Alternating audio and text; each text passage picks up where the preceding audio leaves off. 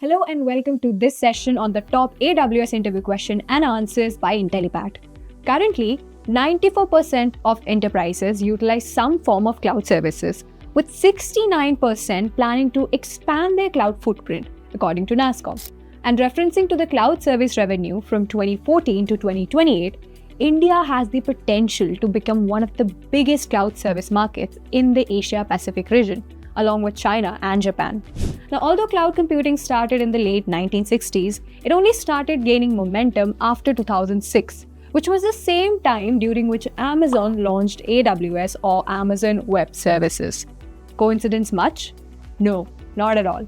Because AWS currently has the highest compute and storage options available in the market, according to another article by NASSCOM. Now, due to the same reason, the number of jobs for AWS DevOps engineer in India is expected to reach over 15,000 by 2028. But these are all reports about the possible future. What about the present?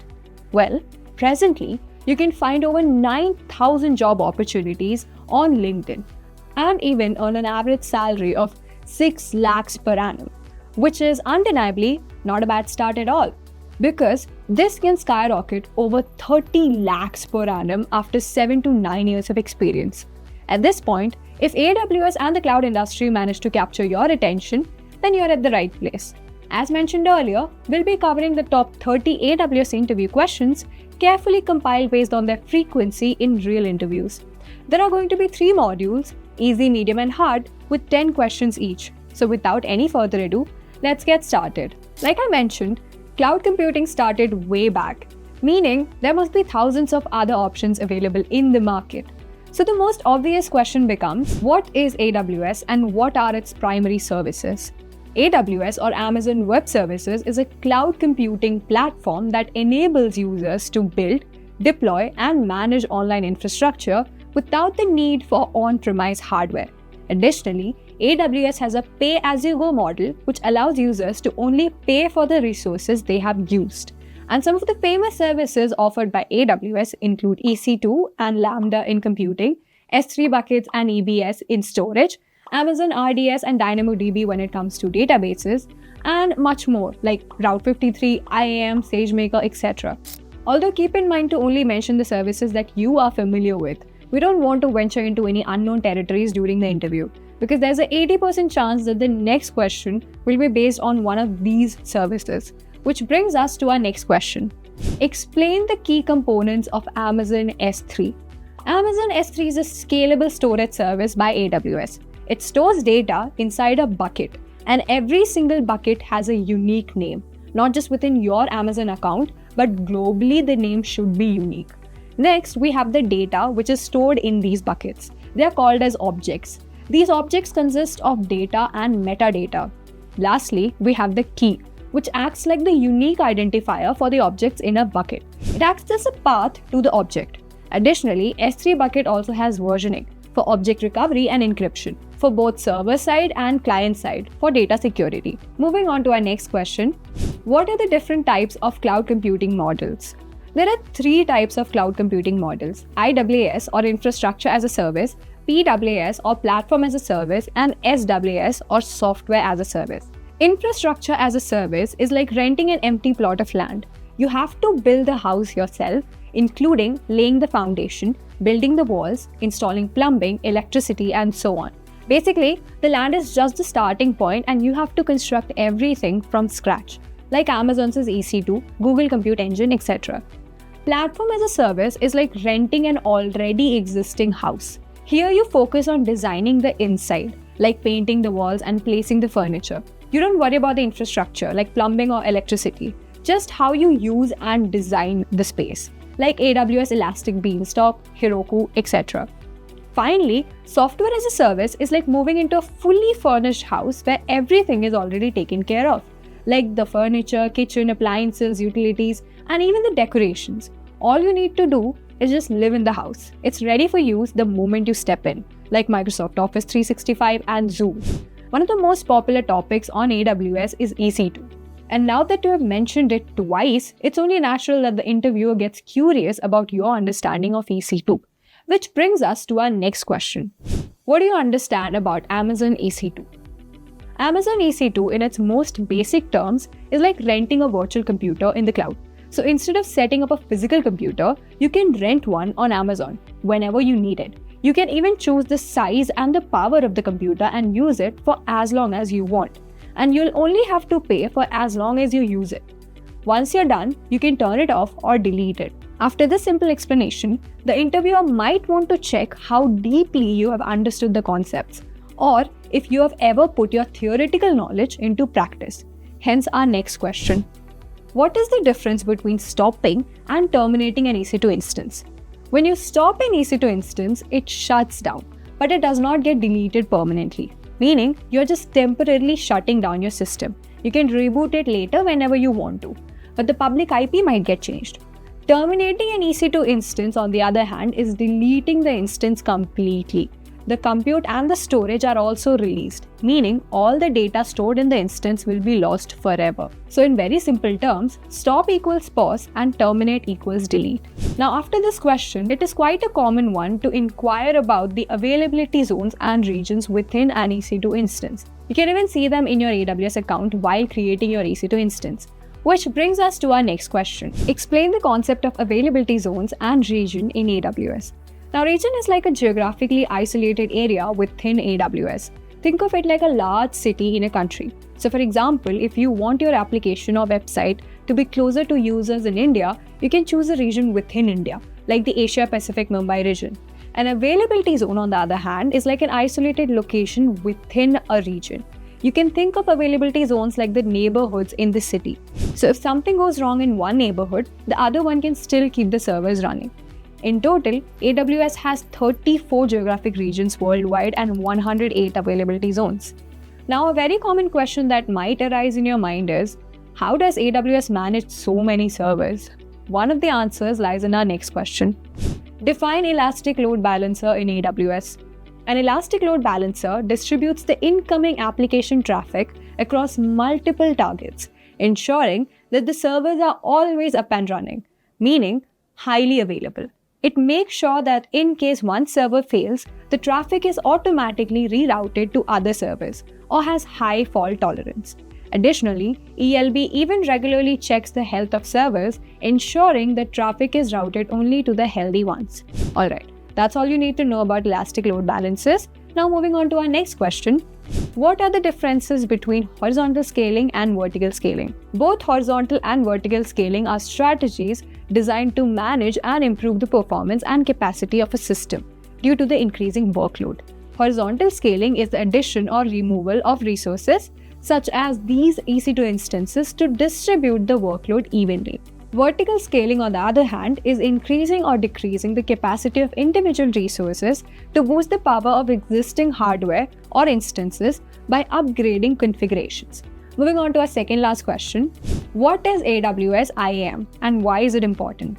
AWS IAM, or Identity and Access Management, is a service in AWS that enables secure control over the access to AWS resources. Or in very simple terms, IAM defines the who, that is the users, groups or roles, and the what resources they can access, such as the specific AWS services and resources. One of the reasons that makes IAM so popular is its ability to provide granular control over applications, such as allowing an EC2 instance to access an S3 bucket but not an RDS. Additionally, IAM also has the ability to provide temporary access to AWS services for users, applications, or even AWS resources. And finally, we have our last question for this module. What are security groups and how do they differ from network ACLs? To understand network ACLs, imagine you're hosting a party in your office at the floor level. Now, the building's management only allows the employees from your company to enter the building. This means anyone who is not from your company is stopped at the front gate. As for security groups, the room in which you're hosting the party is guarded by a security guard, and only specific departments like IT or marketing are allowed to enter the party room, even if they are on the same floor. Now, this double-layer security ensures that even if someone sneaks onto the floor or the subnet, they still need permission to enter your party room or the instance, enabling multi-level protection. Talking about the difference, security groups work at room level, making sure that they protect individual instances like the party room. Network ACLs, on the other hand, apply to the whole subnet. They control all the rooms on the floor by gatekeeping the main entrance. Another major difference lies in the security group being stateful and network ACLs being stateless. That is, security groups keep a log of who they let in, while network ACLs do not remember who they let in. Meaning, each time someone tries to pass through, the gatekeeper checks all the rules all over again, even while leaving. And with that, we have reached the end of this module. Now let's move on to our next module, the medium module. Now that we've done with the easy module, let's start with the medium module, with our 11th question. How does Amazon Route 53 ensure high availability and low latency? Now, Amazon 53 is a DNS or a domain name system. Now, the point of DNS is to convert human readable names into IP addresses that machines can understand. If that sounded gibberish to you, let me show you with the help of an example what I'm trying to say. So, say this person wants to visit the website Amazon.com. Now, Amazon.com has an IP address associated with it, and there are multiple servers with multiple IP addresses. Now, how would this person know which one of these servers is Amazon.com? That's when Amazon Route 53 comes into their rescue. Amazon Route 53 can translate the human readable name, that is Amazon, into an IP address. And this particular IP address can further be used to locate the server with which that you are trying to connect. That is how Route 53 works. This is one of the primary services provided by Amazon Route 53. That is, Route 53 is a DNS or a domain name system provided by AWS, which is designed to translate human-readable domain names into IP addresses. Like I said, it is just one of the primary services of Route 53. Route 53 also assists in other services, such as there can be multiple servers for a single website. Now, naturally, it's very common to have multiple IP addresses or multiple servers. You must have heard of CDN, Content Delivery Network, that there also you have like multiple IP addresses. Now, all of these IP addresses are pointing towards Amazon.com's website. Now, Route 53 has another one of its features in which it can route you to the server which is closest to you and has the lesser amount of traffic in it. By traffic, I mean that in all of these servers, say hypothetically speaking, in this particular server, say Amazon has like 5 servers. First server there are 6 people, second server there are 10 people, third there's 4, fourth one there's 19, and the last one there are 12 people. You can see that in the server at the center, it only has 4 people.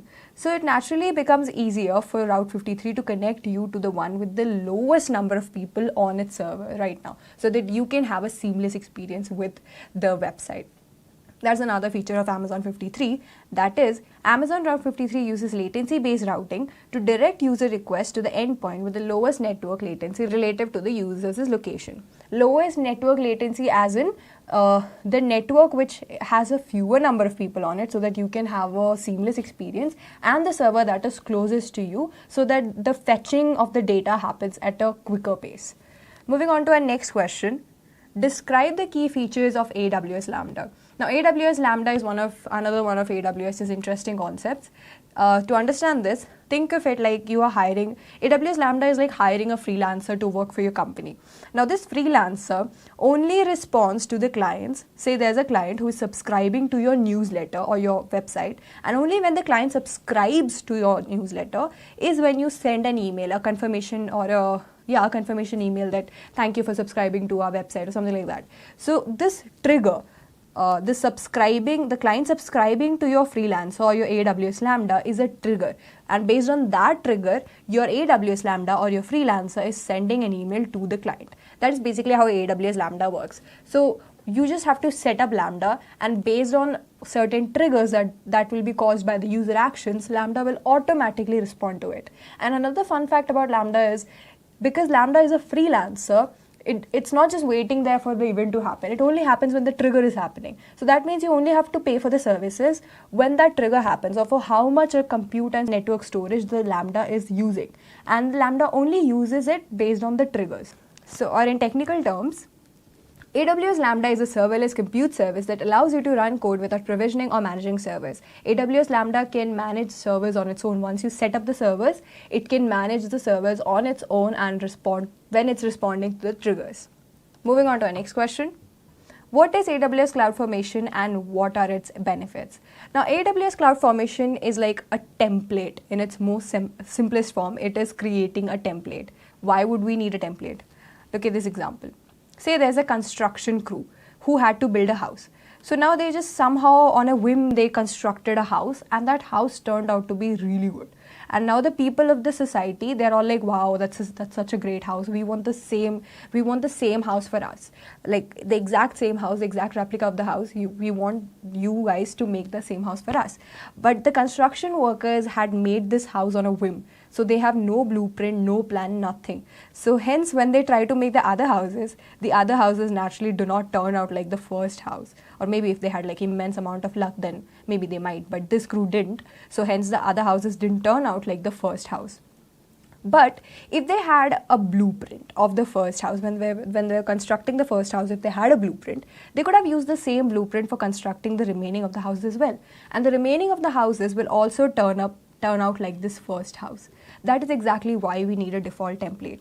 That is where your Amazon CloudFormation also comes in. So if you consider AWS in AWS's terms, say you have this whole template where we have a Lambda, an RDS, an S3 bucket, there are IAM users. Now there can be specific configurations, like we've also already discussed in case of Lambda, that there can be some configurations you must have done within the Lambda, that when the trigger is happening, you're supposed to respond. Within the S3 buckets, you must have done certain configurations. RDS will look into what RDS is. RDS also, you must have done certain configurations. You must have selected certain databases. IAM users, you must have set certain policies for the IAM users. Now, how will you remember all of it? How will you remember that this is the exact configuration I gave?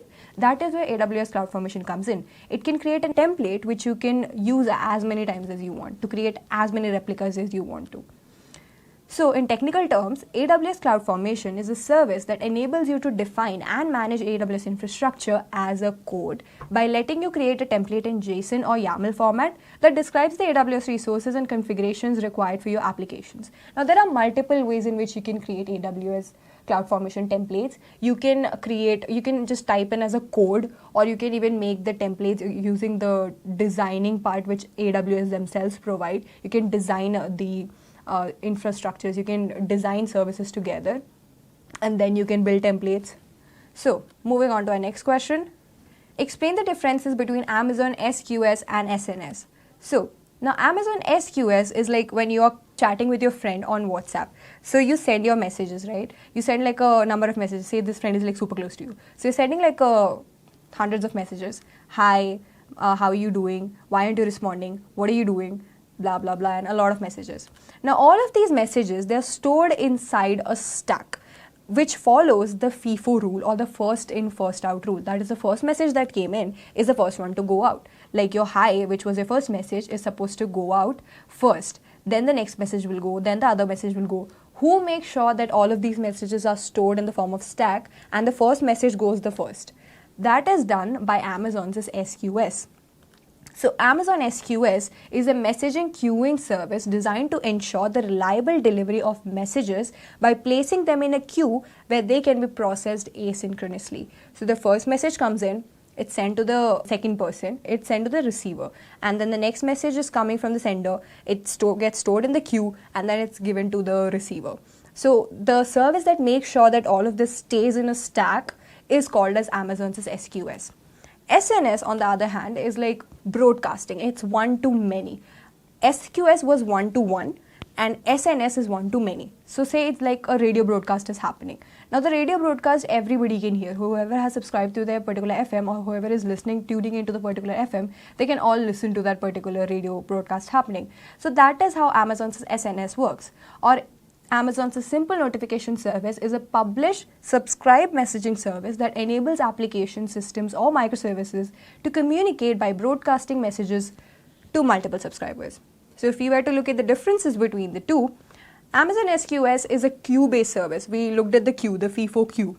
SNS is a publish subscribe, which means it's one to many. When it comes to Amazon SQS, the messages are retained up to 14 days because Amazon SQS's main motive is to make sure that the messages that is coming from the sender is safely given to the receivers.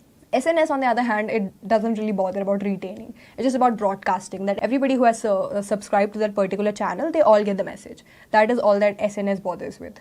So SQS is usually paired with SNS so that it can make sure that when the broadcast is happening, every single subscriber who's connected to that particular broadcast is getting the message. So that's why mostly SQS and SNS are like paired up together. Moving on to our next question. What is Amazon RDS and when should it be used? We already looked at what RDS is, so let's look at it in a technical form. Amazon RDS, or Relational Database Service, is a fully managed service provided by AWS that simplifies the setup, operation, and scaling of relational databases in the cloud.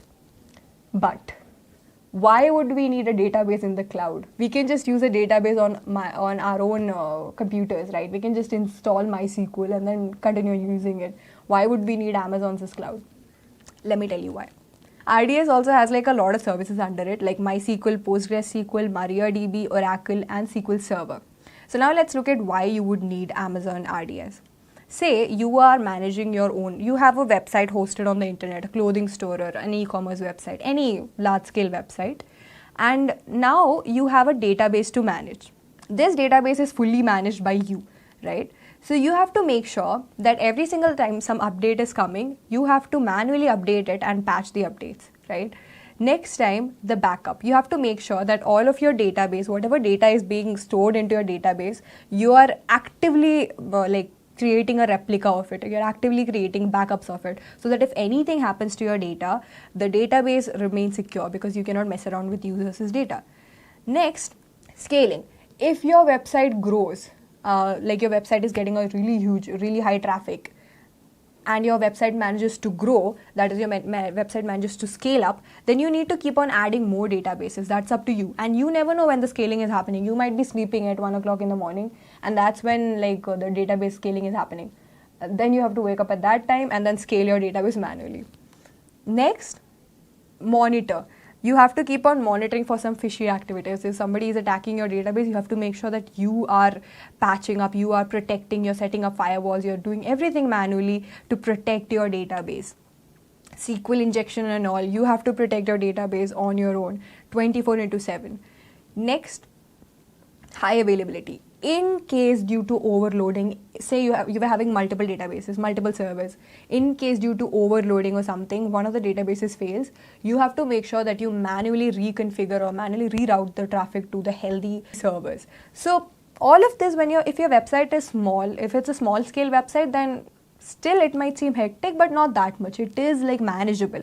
But if your website is a large scale website, this whole process can become hectic and really stressful after some time.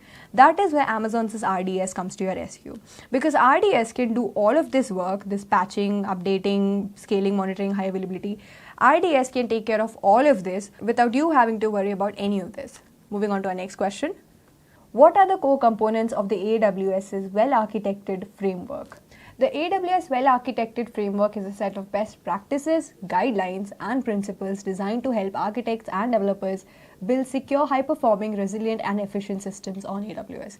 What this means, or what the well-architected framework is basically asking you to do, is whenever you're setting up infrastructures or whenever you're setting up services on AWS, it's totally up to you to manage the servers and get the most out of it, to optimize it so that your users and you both can have a seamless experience with Amazon, with AWS in general. So when you're designing the services, there are a lot of factors that you need to consider, mainly the pricing models, then the servers you need based on the website's traffic, and then there are lots of things that you need to make sure are all optimized properly so that you can make the most out of the services with the least losses. So there are some of the things that you can do in order to achieve the AWS well-architected framework, such as operational excellence, security, reliability, performance efficiency, and cost optimization.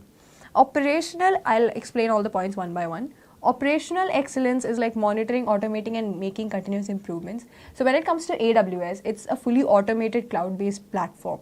So you don't have to manage everything manually. That is the main point of using AWS, that it is automatic. So operational excellence is monitoring, automating, and making continuous improvements, right? So you can set up certain services like the Amazon's GuardDog, which can make sure, which we will discuss about GuardDog more in the PPT. But right now, all you need to understand is that GuardDog can do all of this stuff for you, like the name GuardDog.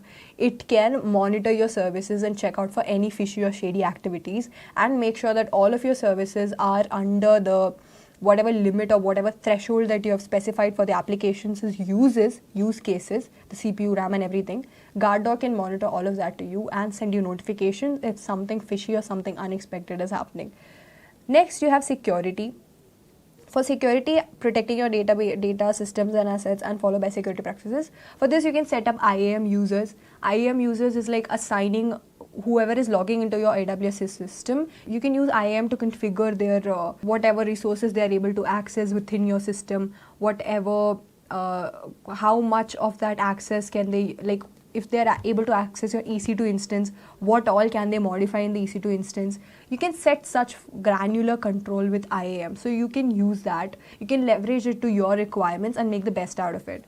Next, you have reliability. Reliability is ensuring your systems can recover quickly from failures. You can use databases like RDS to make sure that even if one of the servers goes down, RDS can automatically connect to another server, or RDS can spin up another database, another healthier database, which will make sure that there is no downtime or the downtime is like reduced largely. Next, you have performance efficiency. Use cloud resources efficiently to meet your system's needs and requirements. For this, you can, whenever you're configuring EC2 instances and all, make sure that every single configuration that you're making is according to your requirement. The rest, the scalability and all, you can assign different platforms. You can use Beanstalk and all to configure that for you. But whenever you're doing the basic configurations, make sure that everything is within your control. Next, cost optimization. For cost optimization, you can use services like AWS Lambda, which will only get triggered based on the user actions. So that also makes sure that your servers are not using the computing and the networking resources uselessly. Whenever they're gonna, only when the request is there, will your resources respond to it. So that makes sure that a huge part of your budget is like saved. Moving on to our next question. Explain the concept of Elastic IP in AWS. Now, Elastic IP, to understand Elastic IP, say you have a main server and there are like multiple computers, multiple IP addresses connected to your main server. Now, something happens to your server and then you have to restart your whole server, which means that the previous IP address gets changed into a new IP address. Now the problem is all of these computers now have to connect to another server which has this particular IP address. And this can cause a huge downtime for your website. So to avoid this downtime, you can use Elastic IP. Now what Elastic IP does is, even if anything were to happen to your server and you were to restart it, the IP address will not change. It will remain connected to the same server with the same IP address. Or in technical terms, Elastic IP address is a static public IPv4 address provided by AWS that you can assign to your AWS resources such as an Amazon EC2 instance for consistent communication over the internet. That means that no matter what happens, your IP address remains the same. So moving on to our next question. What is AWS Elastic Beanstalk and how does it simplify application deployment? I already discussed about AWS Beanstalk. So now let's look at exactly what it is, or in technical terms. Say there is a chef. Now this chef is an excellent chef. In our metaphorical example, he is an excellent chef, or in real life, it becomes an excellent coder. Now this excellent chef wants to build a restaurant because he knows that he can handle the food and everything on his own. So he wants to open his own dream restaurant. But the problem is he has to do the construction work. Now, will he do the construction work on his own to build up the restaurant? Will he do it on his own? No, he will not do it on his own, and he'll hire a set of construction workers who will build the restaurant for him. And then he can go on and inaugurate his restaurant and start serving food and continue being an excellent chef.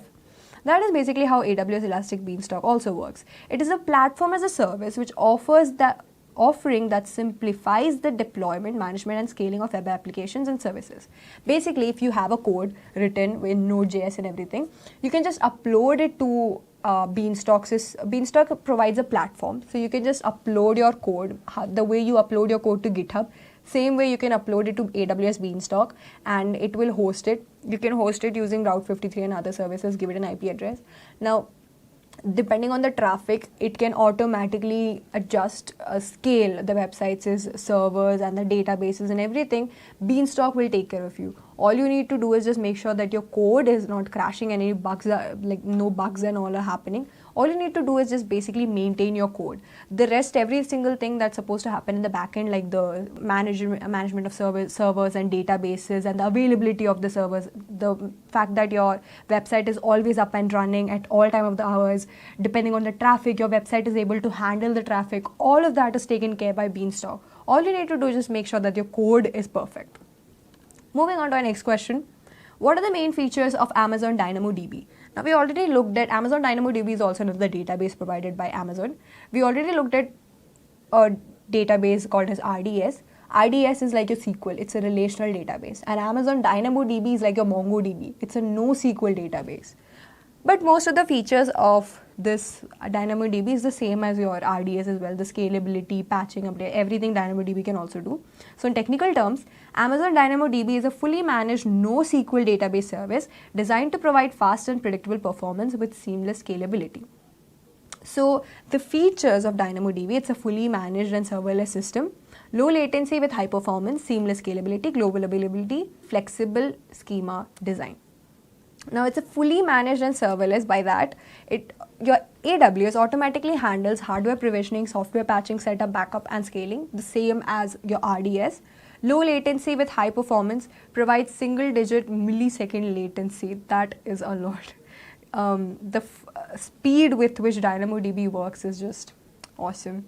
Seamless scalability, it automatically scales up and down to handle large volumes of data and requests. Global availability, supports global tables for multi-region replication. Flexible schema, schemaless NoSQL database. Now, I believe most of you must already know the difference between a SQL and a NoSQL database. So it's not as strict as RDS is, but still it provides, when you need to store large volumes of data that you can access anytime you want to, you can go for Amazon DynamoDB. But if you have large volumes of data which you need to be arranged in a specific format, in a very strict format with all the foreign foreign keys and primary keys and everything, you can go for RDS, which follows the ACID properties. Moving on, how does Amazon VPC enhance security in AWS environments? Now, Amazon VPC has two subcategories in it, which is the public subnet and the private subnet. I'll tell you why we need two of them. Now, say you have a server, you have a main website running on a server and multiple websites are connected to it. Now, there will be a front end and a back end.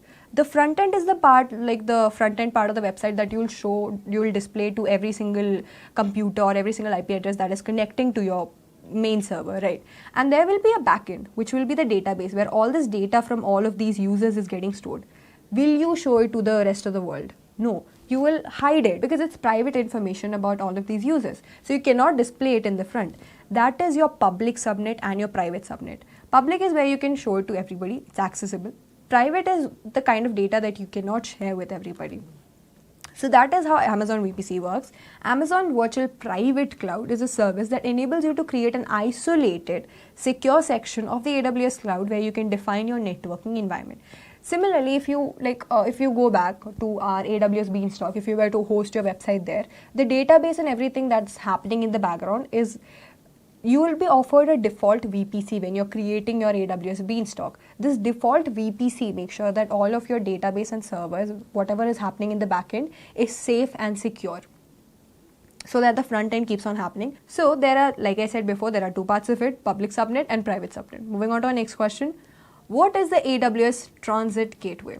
Now, the AWS Transit Gateway is like a service that enables you to connect multiple Amazon VPCs, on-premise networks and other resources in a hub and spoke model. So it's like it acts like a central hub. So there can be multiple VPCs, like multiple private subnets. Now, all of them, if you group together, there will be a central spot, a central hub for all of these private VPCs. That is your AWS Transit Gateway. Moving on to our next question. Explain the role of AWS GuardDuty in enhancing cloud security. So say you were throwing a party at your house and now there's a suspicious guest at your party, or aka our Mr. Thief. So now the thief is disguised as one of your friends, so you don't know that this guy is actually a thief, and you're busy enjoying the party.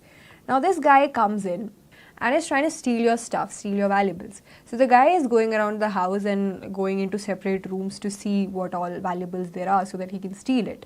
Now say you had a bodyguard in this house. So the bodyguard notices this guy being suspicious, this guy going into rooms, into different rooms, and he's not really interested in the party, he's much more interested in seeing what's behind the rooms. So your bodyguard notices this suspicious activity and reports it to you. Now this guard is exactly how AWS GuardDuty works it. I said guard dog before, it's not guard dog, it's GuardDuty. So AWS GuardDuty is a managed threat detection service designed to enhance the security of your AWS environments or your party by continuously monitoring for malicious or unauthorized activity. Now AWS GuardDuty has this quality to monitor all of your services. So once you activate your AWS GuardDuty, it can keep on monitoring all of the resources that you're using in your AWS accounts. And if it knows the habit of every other service, like how much of the compute and network resources your EC2 is using, how your RDS is performing, how many database and servers it's managing. But if it notices something unusual or something which is not a regular activity, it immediately informs you. It sends you a message that this unusual activity is happening in your account. We need to do something about it. What do you want me to do about this? So that is how AWS GuardDuty functions. It monitors all your services for you, so that in case some unusual spikes or any other unusual activity is happening, it can report it back to you. Moving on, how do you optimize costs for a high traffic AWS application? There are multiple ways you can do that. You can right size your resources, use saving plans, leverage Amazon CloudFront, optimize database cost, right storage your classes. Right sizing your resources means that you can monitor usage with AWS Cost Explorer and CloudWatch, so that you know how much of the expenses is happening. You can monitor it for maybe 1 week, 2 weeks, or maybe the whole month, and you can see that maybe some of the services are not used as much as the other services. You can reduce the number of resources being allocated to those services, so that you can make sure that your cost is within your budget and you don't spend anywhere where the money is not required to go. Next, you can use savings plan. You can commit to savings plan for predictable workloads, not for unpredictable ones. That's like out of your control. Leverage Amazon CloudFront. Now, Amazon CloudFront is again, it's a CDN. So you can cache your resources in certain servers so that the cost for your data to go from the main server to the other server is reduced. Like every single time loading the data from your primary server to the secondary server takes a lot of it wastes a lot of resources unnecessarily. So if you use CloudFront, it can cache your resources in the other servers so that this traveling cost is reduced. Next, you can optimize database costs. You can use Aurora serverless and DynamoDB on-demand capacity to make sure that it is acting according to the demand there is, and it's not using any unnecessary space for storing the data or for storing the non-existent data. It is only taking the space as much as the data is available. Next, write storage classes for frequently accessed data. Inside Amazon S3, Amazon S3 buckets are also like storage classes where you can store data in it. We have discussed about this already. So for frequently accessed, in S3 also there are like certain categories. We'll look into the certain categories in the upcoming questions. But in S3 there are like certain categories. So one of the categories is S3 intelligent tiering, where you know that the data is going to be frequently accessed. So you can just put it in intelligent tiering, which largely reduces your cost. Moving on to our next question. What is AWS Direct Connect and what are its benefits? Say there is a office. There are two. It's one office is located say in Hyderabad. Other one is located in say Bangalore. So this office one has to send its resources from these two offices they're from the same branch only. So they have to send, office one has to send some confidential files to office two. Now if they use a public postal service to do so, the message might get sent, or a hacker might interfere in the middle, attack your particular server, send some malicious program in there and leak all of your confidential data, which is basically putting your whole company in a huge risk. So to avoid this, what you do, you instead of taking a public postal service, you take a private courier service and then you send your data, and now obviously because it's private, the data safely reaches the second office. So now this private courier service is basically how AWS Direct Connect works. So AWS Direct Connect is a dedicated network service that enables businesses to establish a private, high-speed and low-latency connection between their on-premise data centers, offices or co-location environments and AWS. So the benefits are mentioned here itself. It's private, it's high-speed and it's low latency. Moving on to our next question. How do you monitor and troubleshoot performance issues using Amazon CloudWatch? Amazon CloudWatch is a service in Amazon using which you can monitor every single services that are put into use. So if you were to consider an example, say there's a kitchen and there are two chefs preparing food. So now there's a senior chef who's observing both of them and making sure that the food is delivered on time. Now every single food has a specific timer to be prepared. So maybe say it's like 30 minutes, you're giving the chef half an hour to prepare a certain dish. And if the chef is not able to perform it within half an hour, there's a timer which goes off, that 30 minutes is exceeded. And then the senior chef comes in to check and the dish has not prepared and the dish has not even been prepared by this point. What went wrong? So there are like log files in which this particular chef has written down every single thing that she was doing, and then she has also mentioned what went wrong and why wasn't the dish finished in the 30 minutes it was given. So after observing these logs, the senior chef came to know what went wrong. Maybe the microwave wasn't turning on, or maybe the electricity wasn't there, or some issues, she couldn't find a particular ingredient. So that particular issue is mentioned in the log. Now because of the log, she came to know what was wrong, and she was able to troubleshoot it and fix it. So Amazon CloudWatch is a powerful monitoring service that allows you to track and manage the performance of AWS resources and applications in real time. Now all of these things that we did in this particular kitchen is basically how Amazon CloudWatch works. That is, it can set up alarms that okay, after this EC2 instance was supposed to use this much of the CPU and this much of the RAM. So if it's exceeding that, it can set an alarm that, oh, this was not supposed to happen. And that alarm will notify you that the EC2 instance is performing abnormally. Something is wrong, check it. And then it even has this CloudWatch logs in which every single resource and every single second or millisecond, whatever your resources were using, all of that is mentioned in the CloudWatch logs. So if something went wrong, you can go through the CloudWatch logs and then you will come to know what is wrong. Another interesting fact is that all of this can be monitored through a screen, which is none other than the CloudWatch dashboard. It gives you the live monitoring feature in which you can see how your EC2 instance is performing, how your RDS is performing, what resources they are using. So that's how basically Amazon CloudWatch works.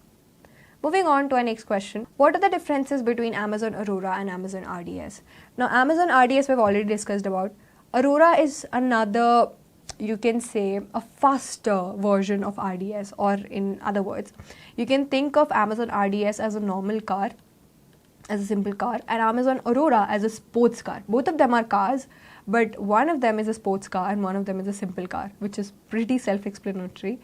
But if you were to consider the differences, RDS performs well when you have a smaller website, which doesn't have like spikes sometimes, and which when the spikes are happening, RDS might slow down.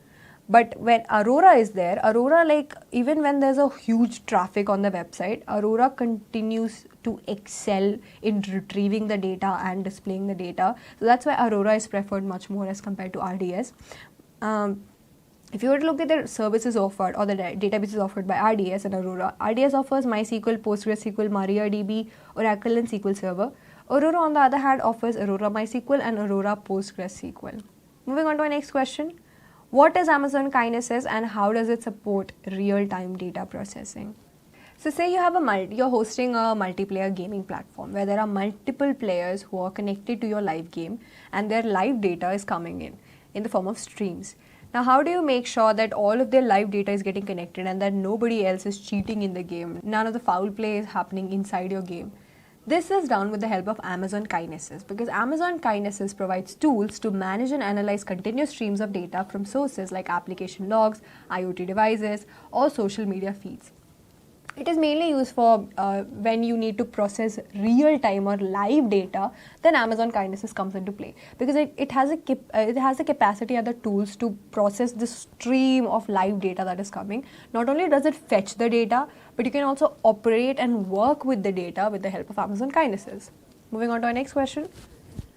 What are the differences between Amazon S3 storage classes? We already talked about Amazon S3, and I also said in the beginning in one of the questions that there are different type of storage classes within Amazon S3. So let's look at them one by one. There are 7 different categories to start with. First one is S3 standard that we use for frequently accessed data.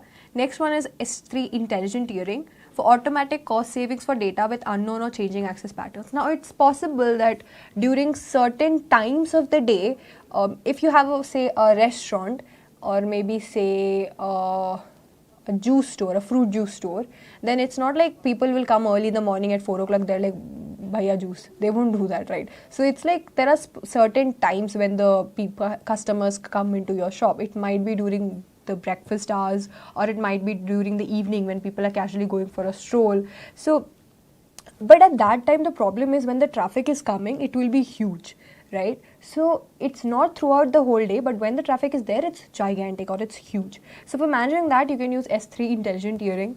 Then you have S3 standard IA for less frequently accessed data. Then S3 one zone IA, that is also again for less frequently accessed data. Then S3 Glacier instant retrievals for rarely accessed long-term data that does not require immediate access. So you know you need this data, but it's not frequently accessed. It might get accessed, but not frequently, like a storehouse or warehouse kind of data. Next you have S3 Glacier flexible retrieval, where you monitor resources usage with AWS Cost Explorer and CloudWatch.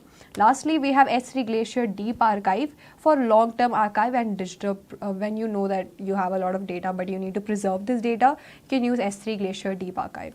Moving on to our next question. What is the role of Amazon CloudFront in improving application performance? I already talked about how Amazon CloudFront is a CDN. The basic use case of CDN is, say if your website is located in India and there are customers accessing your website from, say, the European countries like German.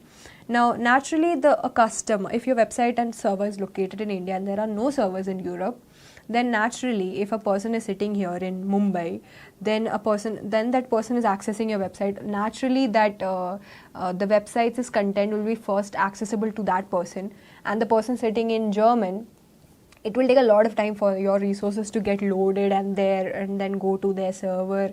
So the problem arises if you are maybe launching some kind of merch on your website. So all the people in Mumbai, they can like directly buy it because your server is located right in Mumbai. But the people in German, by the time even the news that the merch is getting launched reaches them, all the merch the merch will be like out of stock, so they won't get anything.